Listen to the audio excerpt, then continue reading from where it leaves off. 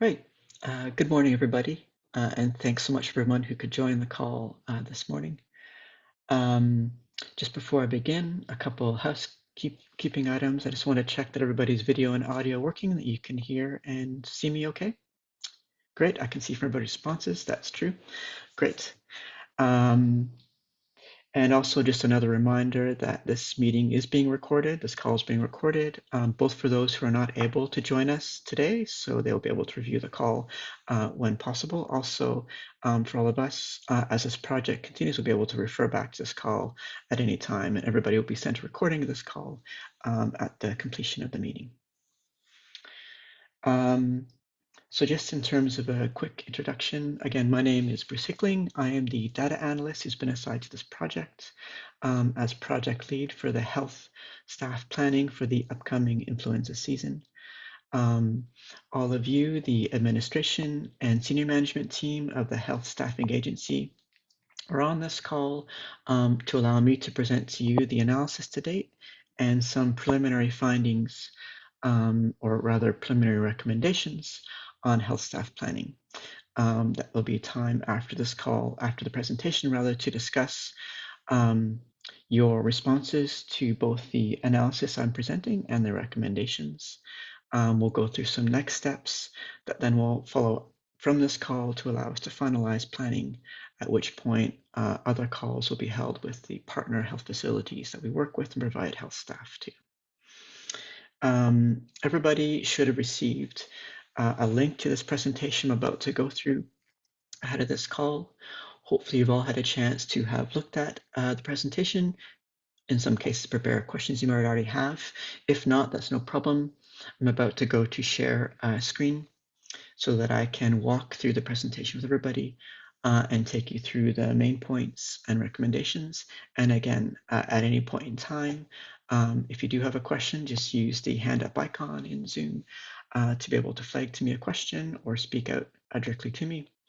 And at the end of this presentation, I've allocated enough time for us to have a lengthy kind of back and forth question and answers to go through any information that was missed, wasn't clear, needs to be added to this, to provide some feedback and responses to you on these preliminary findings, and that we can also be used with the next steps to move to the final recommendations to complete this project and preparing our staff planning for the upcoming flu season. Great, so I will just move to screen sharing now. And before starting, I'll just check again that everybody can see the screen that I'm sharing and are able to follow in the presentation. Great, it looks like everybody can. Fantastic, so let's begin. I want to start off actually just by explaining that this presentation is been put together as a storyboard through the Tableau software that we've all been using. So if you're all familiar with it. This first dashboard of the storyboard I wanted to just briefly touch on is just kind of why we're all here. Again, the upcoming flu season is coming. We know that impacts all of the United States, all the states in the United States with increased flu-related illnesses and unfortunately deaths, and that we want to plan a health staffing needs for this increase in cases.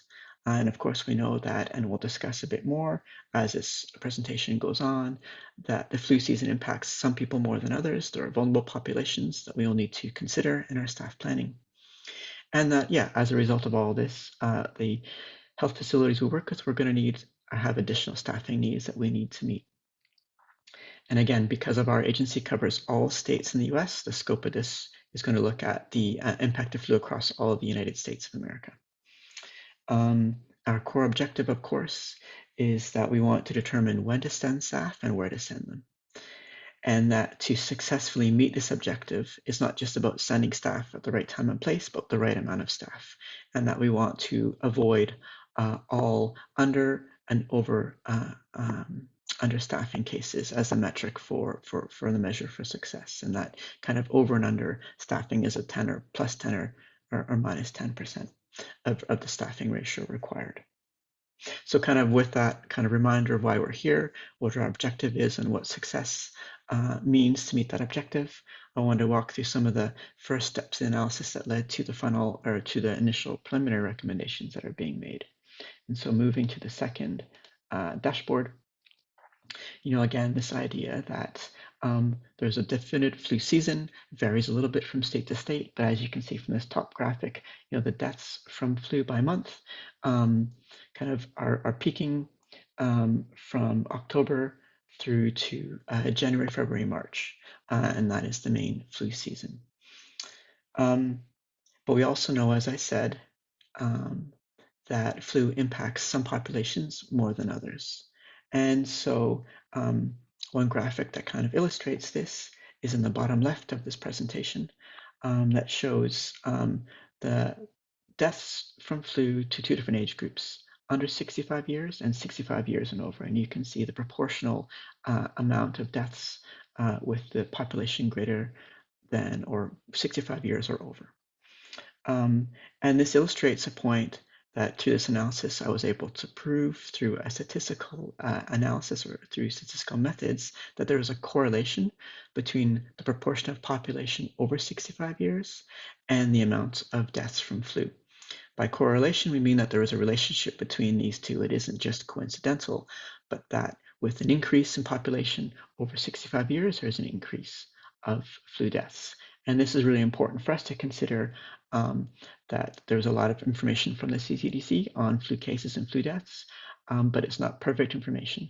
But we do have also data from the US Census, which is much more consistent, more regular, more complete, and that we're able to know then with the population demographics that we're quite certain of by state, the proportion of flu that impact will be on that state.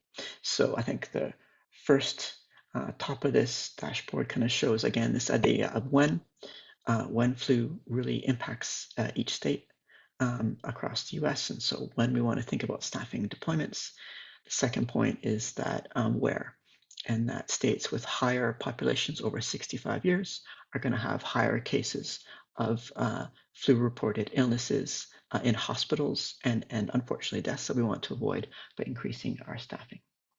So the next step is really to look at this impact by state.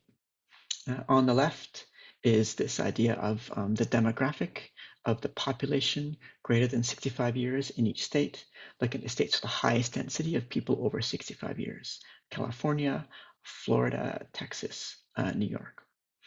And then with this correlation, we can see and illustrated in the second map to the right, which is the reported flu deaths, again, over a period of 8 years from 2009 to 2017. So we've got some very good historic data that's been used for all these graphics, showing again the states most impacted by flu deaths: California, New York, Texas, Florida, again, matching or related or correlated with those with populations over 65 years.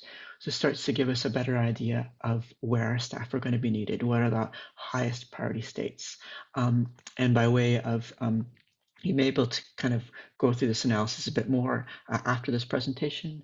You can use the legends on the right of the screen, both state and year, to focus on individual states or individual years. And through different years or over different states, see how this relationship between over 65 years and flu deaths has occurred.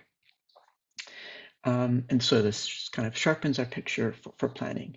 The next step in moving to the next dashboard is to look at what we know already, which is that there are months where there are increased flu cases and flu deaths, states where flu deaths are higher than others, which is kind of the two top graphics, the visits by health facility or by month from flu, and then states with the highest kind of numbers of deaths ranked with a grim statistics of the highest levels of flu-related deaths. And that gives us, as I said, a pretty good picture of kind of the where and when. But to really refine that picture, one great tool that's possible with the statistical analysis methods under Tableau is that we can take this really rich data from 2009 to 2017, or just the end of 2017 as we starting the 2017 flu season, we can project forward likely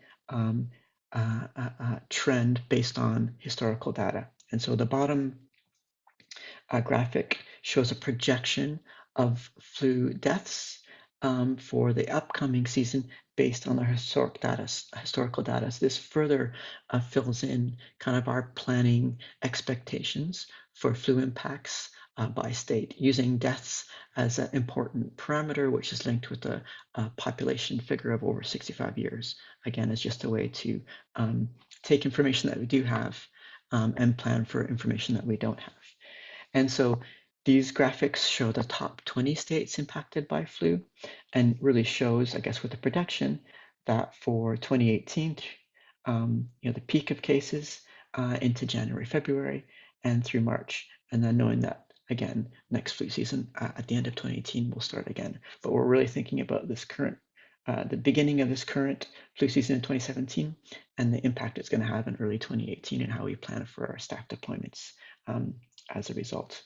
And so we have a pretty good idea of what we think the impact of flu is going to be based on historic data, which we can add to what we already know about when and where flu cases are most likely to occur. This allows us to move to the next dashboard, which really is just thinking about preliminary recommendations for stealth staff deployments. And again, looking at the question of when and where to deploy staff. So in terms of when, the recommendation is based on knowing the trend for flu-related illnesses across each month in each state, that most states, and this is again broken down by state, as you can see from the legend on the right, that a first deployment of health staff is going to best be planned for at the end of September to start for the increase in cases of flu that happens in October in each year as kind of the start of flu season. That's not to say there aren't flu cases before, but we already have health staff in hospitals, adequate to meet that current demand. What we're looking at is an increased demand that's going to happen after September for flu. And then a second point is a second wave of health staff deployments to happen in early December to kind of start for that second peak of cases and deaths that happen through December, January, February. And again, you'll see slightly different peaks between flu illnesses and flu deaths. The flu illnesses obviously are reporting as soon as people start to get sick at the start of flu season. Deaths lagging that as people come into hospital, and if they aren't able to recover, because often vulnerable populations, are just more susceptible, and even with good health treatment, are still going to unfortunately die from the flu. And so the deployment coincides more with the start of the cases, but then carries through to the end of March to ensure that we're there on hand as vulnerable populations are coming into hospital, that our health staff are able to deal with them and best treat and keep that mortality rate as low as possible. And so 1 and 2 deploying in September, deploying again in December, and having that deployment run through to the end of March. Third, I think the where.